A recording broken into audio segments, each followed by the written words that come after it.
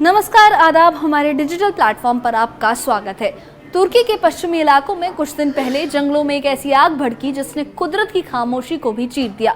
Izmir और मनीसा जैसे सूबों के जंगलों में अचानक लगी आग ने हजारों हेक्टेयर हरियाली को राख में तब्दील कर दिया। तेज गर्म हवाओं और खुश्क मौसम ने आग को काबू से बाहर कर दिया और कई रिहायशी इलाके भी इसकी चपेट में आ गए। सबसे पहले मनीसा के अखीसार में जंगलों में लपटें देखी गई और कुछ ही घंटों में ये आग पहाड़ी इलाकों में फैल गई। धुएं की परतें आसमान को ढक गई और इज़मिर इंटरनेशनल एयरपोर्ट को बंद करना पड़ा और कई गांवों को फौरन खाली करवाया गया। हालात कई इलाकों में आग शहरों के बाहरी हिस्सों तक पहुंच गई थी। करीब 1500 लोगों को महफूज जगहों की ओर मुंतकिल किया गया, यानी उन्हें निकालकर सुरक्षित जगहों पर पहुंचाया गया। इस दौरान तुर्की की वन विभाग की टीमें, फायर ब्रिगेड, हेलीकॉप्टर और हवाई जहाज लगातार आग बुझाने में लगे रहे। तेज हवाएं और बदलती दिशा ये राहत कार्यों के लिए सबसे बड़ी रुकावट बन रही थी। इस रिपोर्ट में हम आपको दिखाएंगे कि कैसे तुर्की ने अपने जंगलों को जलने से बचाने की पूरी कोशिश की, कौन से इंतजामात किए गए, कौन से कदम उठाए गए और किन मुश्किलों का सामना करना पड़ा और आखिरकार कैसे वन विभाग, राहत एजेंसियों और लोगों की मेहनत से ये आग काबू में पाई गई। देखिए ये खास रिपोर्ट। तुर्की के पश्चिमी सूबों इज़मिर और मनीसा में जंगल की आग ने कुछ दिन पहले भारी तबाही मचाई। मनीसा के अखीसार में पहाड़ धुंध और लपटों से घिरे हुए थे।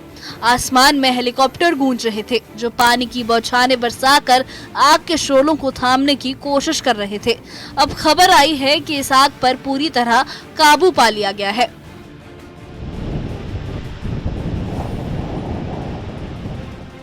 जब आग अपने उफान पर थी, इज़मिर का हवाई अड्डा बंद करना पड़ा था। 4 गांवों को खाली करवाया गया ताकि लोग सुरक्षित रहें। हटाए सूबे में जो सीरिया की सरहद के पास है, आग ने रिहायशी इलाकों को अपनी चपेट में ले लिया।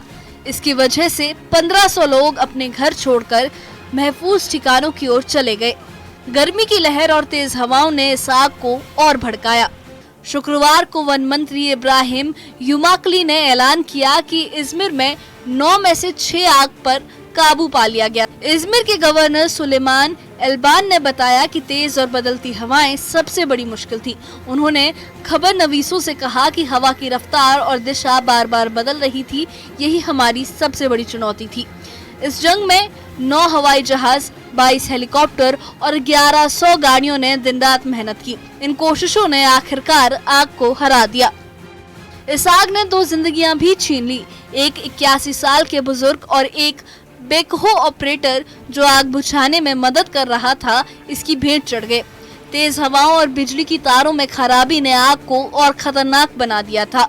वैज्ञानिकों का कहना है कि जलवायु परिवर्तन ने इन जंगलों की आग को और भयानक कर दिया है।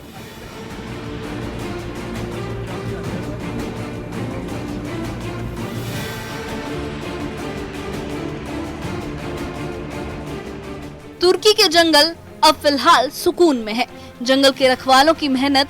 तुर्की के पश्चिम जंगलों में लगी भीषण आग पर अब पूरी तरह काबू पा लिया गया है। इज़मिर, मनीसा और हतय जैसे इलाकों में जिन इलाकों को खाली कराया गया था, वहां अब लोग धीरे धीरे लौटने लगे हैं। इस आग ने कई जिंदगियां भी छीन ली। एक 81 साल के बुजुर्ग और एक फायर टीम का बैकहो ऑपरेटर इस आग में मारे गए और इस आग के पीछे मौसम की सख्ती, गर्मी की लहर और तेज हवाएं एक अहम वजह रही। वैज्ञानिकों का मानना है कि क्लाइमेट चेंज यानी मौसमी तब्दीली ने जंगलों की आग को और ज़्यादा खतरनाक बना दिया है। बिजली की तारों में खराबी और सूखे माहौल ने हालात को और मुश्किल कर दिया है। तुर्की के वन मंत्री इब्राहिम युमाकली ने बयान दिया कि ये काम आसान नहीं था। रात भर राहत टीमें लगी रहीं। 9 हवाई जहाज, 22 हेलीकॉप्टर और 1100 गाड़ियों ने एकजुट होकर आग पर काबू पाया। इज़मिर के गवर्नर सुलेमान एल्बान ने ये साफ कहा कि हवाओं की बदलती रफ्तार और दिशा उनकी सबसे बड़ी चुनौती रही। अब जंगल फिर से सुकून में है, मगर ये हादसा बताता है कि मौसम से जुड़ी ऐसी आपदाएं, ऐसी मुश्किलें पहले से तेज और खतरनाक हो चुकी हैं। ऐसे में मुल्क के इरादे, तकनीक और तैयारी, तीनों की अहमियत और भी बढ़ जाती है।